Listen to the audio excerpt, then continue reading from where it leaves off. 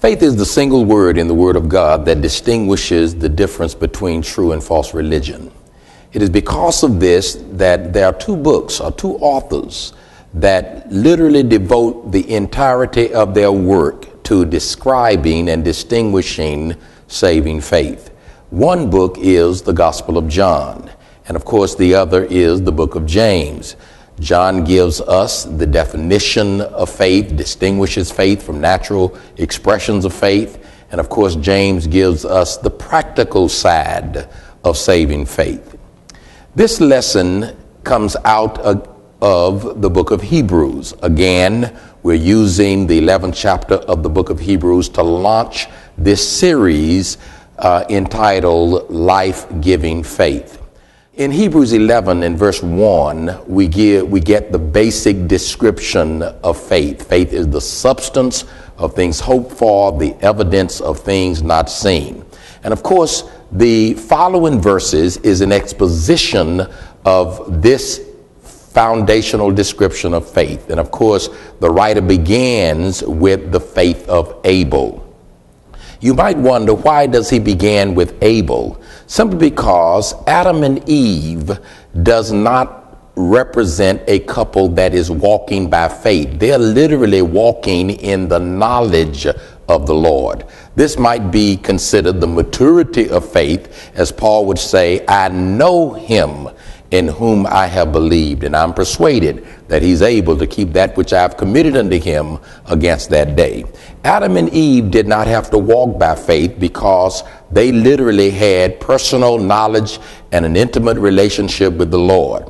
But after the fall of humanity, the fall of this couple from grace, then we see their descendants and of course their children having to walk by faith, because sin separates one from that personal intimate relationship with God. It puts a barrier between man and God, and of course that initiates the need to live in harmony, live by the dictates of faith. And of course Abel is the first man to exercise or live by faith. Now, Abel represents the very primitive character of faith. Notice the writer begins with the example of Abel's faith. And of course, what we learn from this story is that saving faith, it is not new in kind. That is a primitive character of faith, and therefore we've entitled this lesson for your discussion, The Primitive Nature of Faith, which is to say the very essence of faith is primitive in nature. It goes all the way back to the beginning.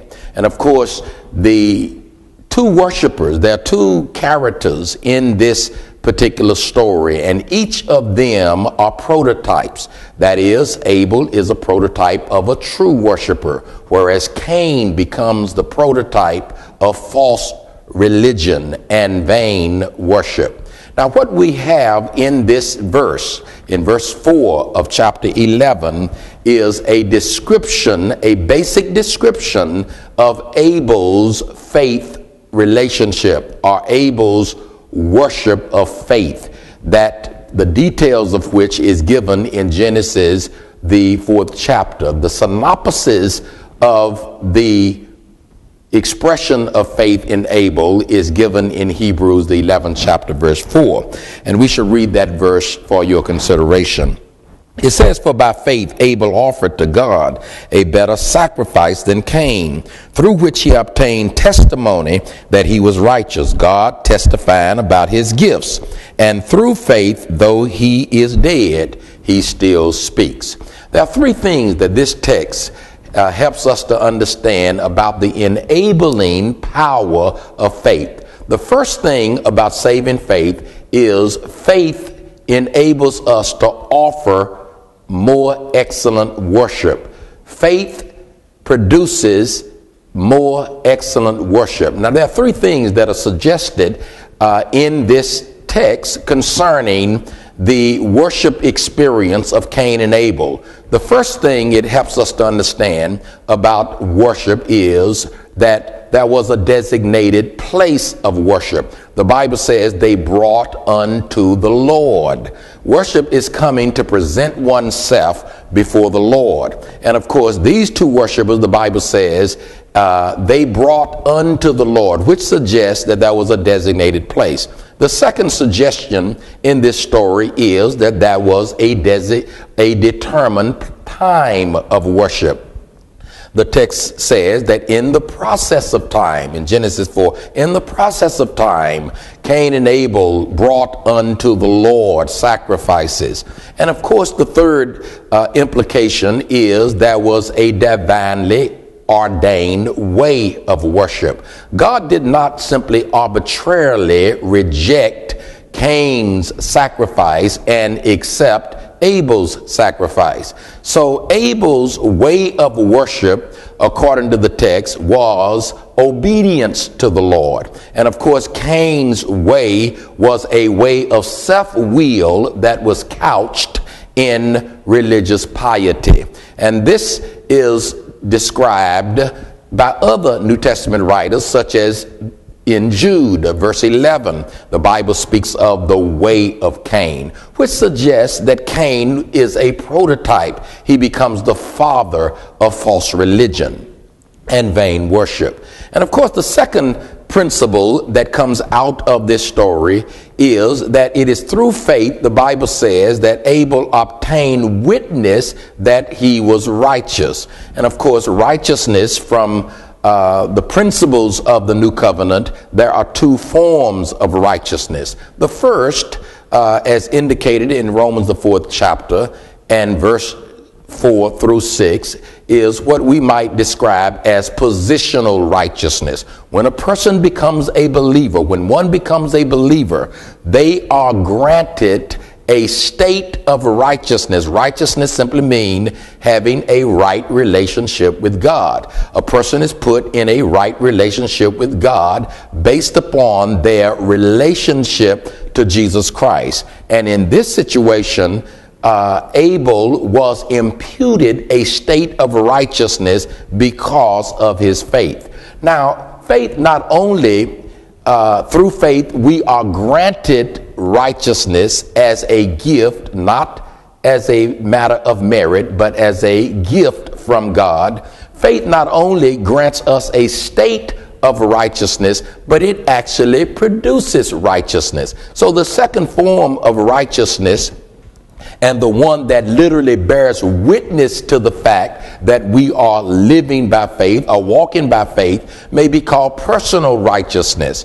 Now notice, personal righteousness is righteousness that is acquired over a period of time. It is not the basis of our relationship with God. It is not what determines whether or not we will be saved or lost. It literally determines the extent to which we experience as a believer the promises of God. If we don't practice righteousness and we choose to simply to practice that which is disobedient or that which is in conflict with the will of God, we're not going to be living lives that's worthy of our calling as believers. So therefore, the Bible says that by faith, Abel obtained witness that he was righteous. And of course, faith produces righteousness and bears witness to the will or the righteousness of God. Romans, the 12th chapter, verse 1.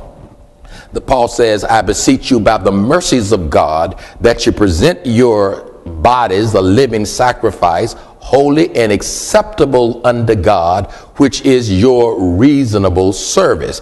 Now notice he says it proves what is holy, it proves what is acceptable unto God, and it is reasonable worship to God. The third thing of this text, in terms of the enabling power of faith, what faith, saving faith, enables one to do, and that is to speak even through death. Notice the text, the Bible says, the text says that Abel, being dead, yet speaks. So there's a message that God conveys and writes upon the tablets of our souls, that when we die, it becomes God's message to those who have interacted with us, who knows us, who may be the significant persons in our lives. And notice Abel's life, the testimony of Abel's faith is speaking even today through Holy Scripture. Even though Abel is dead, the Bible says he yet speaks. Well, what would be the outline of this message that comes out of Abel's faith? The first thing that Abel testifies to is that righteousness comes by faith. The second principle that comes from this story is that revelation must direct your faith, not your instincts. The Bible said the way it is not within man that walketh to direct his own steps. So we must allow divine revelation to direct our worship to God, to direct our walk with the Lord. And so the Bible says Abel offered by faith, which simply means that he was responding to the will of God. And so the testimony of his life is that revelation must direct your faith. And then the third principle that is testified or borne witness to through this example of Abel's primitive faith is that obedience is better than sacrifice. One cannot claim to worship God while at the same time being disobedient to the will of God. We see that story, we see this principle realized in the story of Saul when he was told to slay the Amalekites, and he, the Bible says, brought back certain things of the spoils that was taken when God told him to utterly destroy. Do not bring back anything. All those things were literally to be considered a burnt offering to the Lord, but he disobeyed God in bringing back portions of the spoil, claiming that they were going to sacrifice them to the Lord at Gilgal. And of course, Samuel let him know that rebellion is as the sin of witchcraft. Wickedness is like idolatry. He says, in other words, disobedience is like wickedness and idolatry. He says to obey is better than sacrifice, to hearken than the fat of rams. So I trust that you will discuss these principles in your meeting and find life applications that you can better your walk with the Lord. May God bless you as you engage in life-changing discussions.